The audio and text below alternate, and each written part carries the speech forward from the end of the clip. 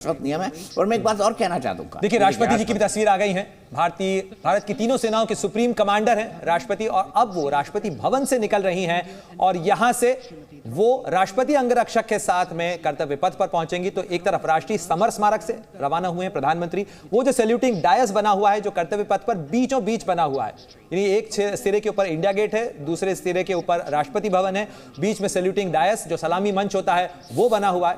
और ये राष्ट्रपति द्रौपदी मुर्मू की तस्वीरें आप देख रहे हैं। राष्ट्रपति भवन से राष्ट्रपति भी रवाना हो रही हैं।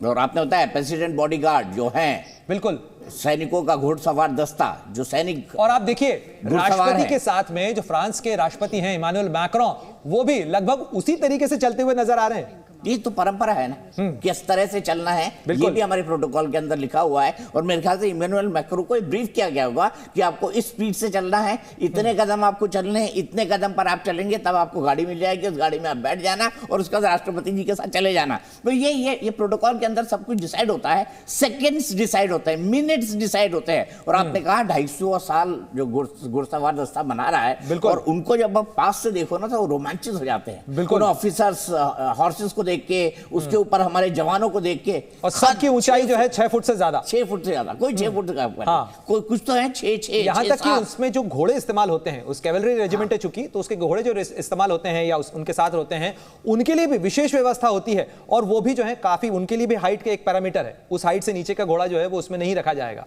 और देखिए आप कितना शानदार लगता है। और अब जब महामहिम चलेंगी तो यहाँ पर आके वो सलामी लेंगे, सलामी लेने के बाद उनका काफिला निकलेगा राष्ट्रपति भवन का। इस बीच प्रधानमंत्री पहुंचने वाले ही होंगे 2 मिनट बाद।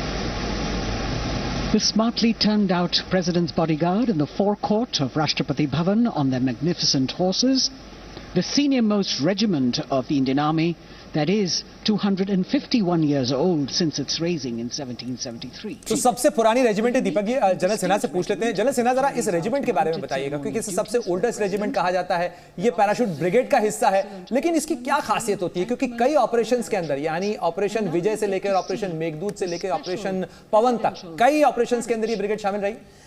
देखिए ये जो है 61 कैवलरी है, 61 कैवलरी जो घोड़ों का दस्ता है, वो हमारे टैंक वाले को भी कैवलरी कहते हैं, उसका ये हिस्सा होता है जो। और इसके जो जवान हैं वो स्पेशली सिलेक्टेड है, वो डीप सी डाइविंग करते हैं, वो पैरा जंपिंग करते हैं, वो स्काई डाइविंग करते हैं, घुड़सवारी करते हैं। तो ये सबसे पुराना दस्ता मानते हैं हम लोग। 240 अभी आपने बताया 251 इयर्स का जो इसका समय है। जनरल सेना में रोकना चाहूंगा आपको, ये वो तस्वीर आ गई है और 40 साल बाद माना जा रहा है कि दीपक जी इस बग्घी को निकाला गया है। इस बग्घी के अंदर आज इस मौसम के अंदर एक साथ राष्ट्रपति द्रौपदी मुर्मू और राष्ट्रपति मैक्रों बैठकर नजर आएंगे।